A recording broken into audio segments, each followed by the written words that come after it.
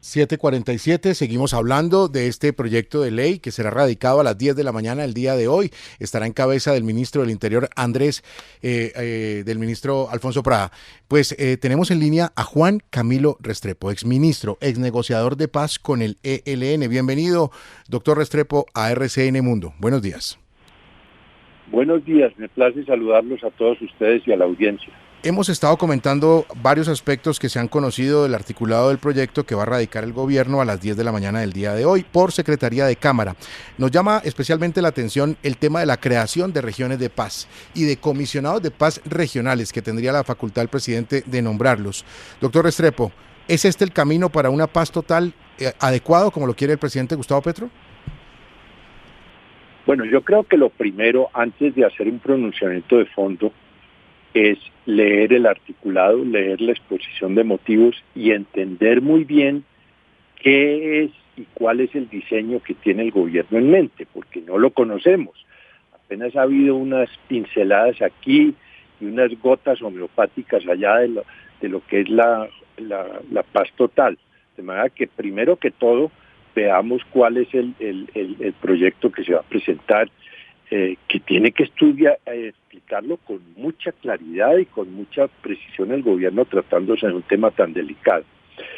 Pero un primer comentario que a mí me surge es el siguiente.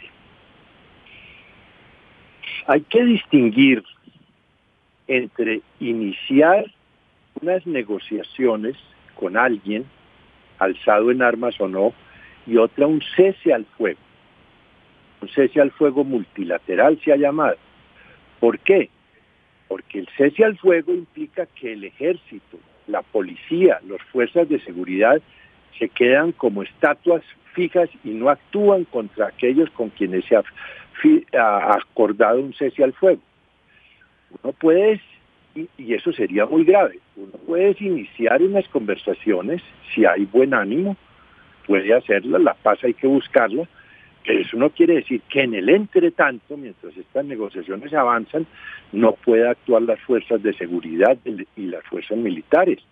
El cese al fuego, que es una desmovilización parcial o total, tiene que venir hacia el final de un proceso de negociación, no antes. Doctor Juan Camilo Restrepo, usted lo que está sugiriendo entonces es que hay que negociar en medio de las balas, es decir, que no hay, que usted dice que la tregua, es decir, el cese al fuego bilateral o posiblemente el cese al fuego que sería unilateral debería venir al final de la negociación. ¿Eso quiere decir, repito, que usted es partidario de que haya diálogo en medio de la guerra? Sí, y para ese efecto me permito recordarles una famosa frase del ex primer ministro Isaac Rabin de Israel, que decía: nosotros negociamos como si no hubiera guerra y hacemos la guerra como si no hubiera negociación. Esa es la práctica que ha utilizado Israel. De manera que esto tiene mucha validez. Lo que es inquietante, y por eso me abstengo de hacer comentarios sobre el proyecto de ley hasta conocerlo, es que vayan a quedar amarradas las fuerzas militares, las fuerzas de policía, las fuerzas de seguridad, como en una operación estatua, hasta tanto concluyan unas negociaciones que no han comenzado. Hay en muchos países y en muchas experiencias procesos en donde se negocia en medio de la guerra y el cese al fuego total o parcial viene como un proceso posterior de esas negociaciones, cuando ya hay compromisos de aquellos a quienes se ha invitado a una mesa de negociación, no antes. Doctor Restrepo, pero usted dice que hay que aplicar la fórmula de Israel. Y usted cita una frase de Isaac Rabin, primer ministro israelí asesinado tal vez en 1995. Pero Rabin llegó a un acuerdo con Yasser Arafat, el líder de la OLP. Pero la verdad es que Israel ha aplicado esa regla, pero mire, sigue en un problema con los palestinos en un conflicto prácticamente armado desde hace 80 años. Entonces... No, es que yo no estoy citando a Isaac Rabin para decir que hagamos lo mismo que Israel. Estoy citando es conceptualmente la frase de Rabin. Uno puede sentarse a negociar, pero que sentarse a negociar no quiere decir que en el entretanto, mientras no haya compromisos de la parte que ha sido invitada a una mesa de negociaciones, se aten las manos, se desmovilice, se paralice todo el aparato represivo de inteligencia, de policía o del ejército colombiano. Eso sería grave. Doctor Juan Camilo, aquí en la mesa de RCN Mundo nos ha llamado la atención el tema de la regionalización de algunos de esos diálogos, de la creación de figuras de comisionados de paz regionales y sobre todo de las potestades que tendrían los alcaldes para participar activamente y conducir algunos de esos diálogos, sumado a lo que ya había dicho el presidente Gustavo Petro de esas facultades para los alcaldes en materia de orden público, en materia de desconfinamiento de algunos sitios del país que enfrentaran alguna dificultad. ¿A usted eso lo deja inquieto también? Pues mire, según la Constitución y la ley colombiana, quien dirige toda negociación de paz es el presidente de la República. Y siempre se ha entendido en Colombia que esa es una facultad que no debe ni es delegable a nivel regional, a nivel municipal, a nivel departamental. La política de paz tiene que obedecer a unos parámetros generales que las traza el gobierno nacional, porque si no podríamos caer en una cierta anarquía, unos gobernadores negociando unas cosas, otros otras, unos alcaldes más laxos, otros más duros.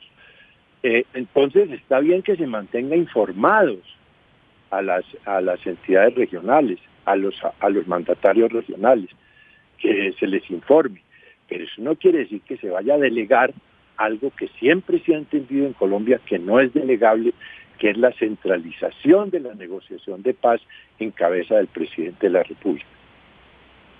Doctor Juan Camilo Restrepo, el proyecto también plantea lo que podrían ser unas zonas, no se sabe si de distensión o de qué naturaleza, ¿verdad? Pero en todo caso la posibilidad de que haya unas zonas con unas condiciones específicas para que se levanten las órdenes de captura de los cabecillas de las organizaciones criminales que hayan decidido entrar en esta paz total. Usted hizo parte del gobierno de Andrés Pastrana, fue uno de los ministros más destacados de ese gobierno, en la época en la cual se adelantó la zona de distensión con la guerrilla de las FARC. ¿Qué error, a su juicio, no se debería cometer ahora que se abre por lo menos la puerta nuevamente para esas zonas de despeje, distensión o apellido cualquiera que sea?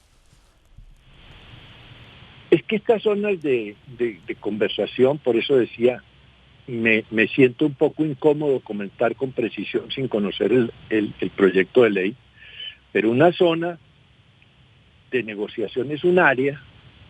Yo la vería más bien parecida a la que se organizó en el Ralito, en Córdoba, cuando el gobierno cuando el gobierno Uribe habló con los paramilitares. Es decir, es un ámbito geográfico donde se ponen las mesas y se reúne la gente. Pero no más por el momento. Yo no veo con un clan del Golfo, con unos narcotraficantes de estos, ¿qué más se va a hacer? Lo del Carbón era una negociación ya política con las FARC, con una agenda, iba para una paz de unos alzados en armas con connotación política. Pero aquí estamos hablando es de que se va a invitar a unos ámbitos regionales, a unos sitios donde habría los encuentros, pero no veo qué más se puede hacer por el momento con estos grupos. No van a ser unas zonas donde ellos van a poder actuar a su guisa y a su querer, no. Es simplemente donde van a poner unas mesas y unos tintos para conversar. Esos que se sienten allí, esos señores narcotraficantes o criminales, pues no es que se vayan a poder mover por todo un territorio geográfico predeterminado y donde no haya ley ni orden. Doctor Restrepo, usted desde octubre del año 2016 hasta enero del 2018 fue jefe del equipo negociador del gobierno en los diálogos con el ELN en su momento.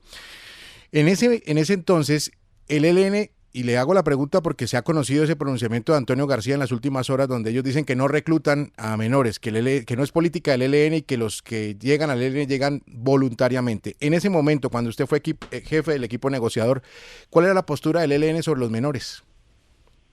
No, ellos admitían que sí habían reclutado. Ahí hubo una discusión sobre si reclutaban menores de 15 o menores de 16 o 17 años. Pero que el ELN ha reclutado menores, los ha reclutado y los sigue reclutando. Tanto es así que en el acuerdo a que llegamos transitorio de cese al fuego bilateral por 101 días, uno de los compromisos que adquirió el ELN para el periodo que cubrió aquel cese al fuego fue abstenerse de reclutar menores por debajo de la edad definida por las normas del derecho internacional humanitario. Pues doctor Juan Camilo Restrepo Salazar, exministro y además ex jefe de negociador con el ELN, muchas gracias por acompañarnos en RCN Mundo y estaremos consultándolo constantemente porque su voz ha sido clave también en diferentes procesos. Muy amable. Bueno, me place saludarlos. Gracias. Usted y nosotros dialogamos. En RCN Mundo nos escuchamos.